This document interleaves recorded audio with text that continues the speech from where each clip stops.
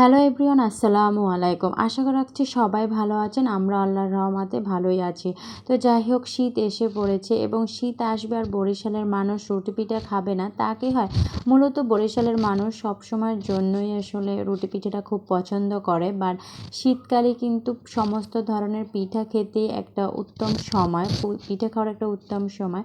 তো সেই ক্ষেত্রে আমার বোন আসছিল আমাদের বাসায়।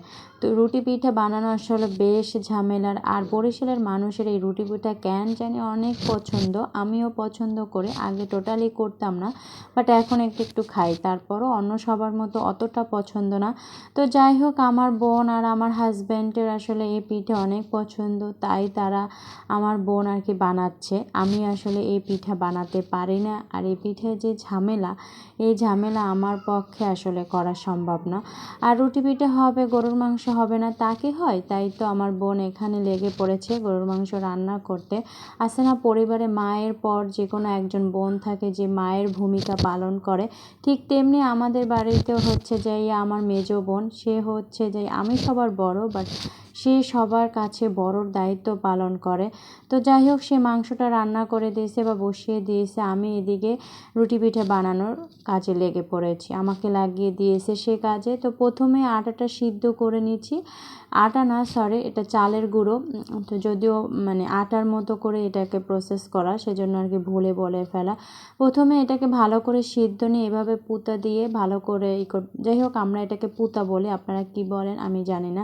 মনের যত রাগ আছে, মনে করেন আপনার কারোর প্রতি রাগ আছে, সেরকম মনে করে ওটাকে মারতে থাকবেন।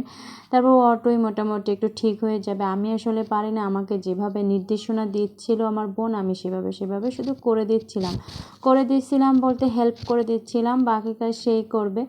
তো এই তো আমি এখানে আবার একটা দলা পাকানোর চেষ্টা করেছিলাম। এগুলো যেহেতু এখন দেখতেছেন ঝুড়ো অবস্থায় আছে, তো এটাকে আসলে দলা পাকাইতে হবে প্রাথমিক পর্যায়ে আসলে।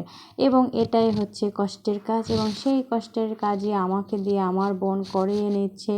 তো যাই হোক, যেহেতু সে আমার বাসায় বেড়াতে এসেছে, তো আমাকেও করতে হবে, তাই আমি করে যাচ্ছিলাম আর কি, চেষ্টা করে যাচ্ছিলাম।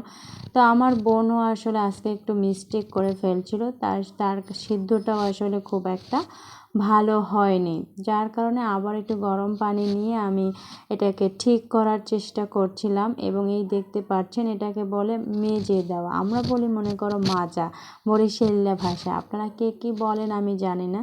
তো এই যে প্রাথমিক পর্যায়ে একটা গোলা করে নিচ্ছি, তারপরে আবার এটাকে ভালো করে মাজতে হবে, মেজে একদম নরম করে ফেলতে হবে, তা না হলে পিঠা ফুলবে না বা খেতে ভালো লাগবে না। এই যে দেখতে পাচ্ছেন এখন যেটা করছি, সেটাই হচ্ছে যে এটার ফাইনাল প্রসেস। মানে এখানে আমি ভালো করে আমার গায়ে যত শক্তি আছে সেটা দিয়ে তাকে মেজে দিচ্ছিলাম, যাতে সে সুন্দর করে রুটি বানাতে পারে।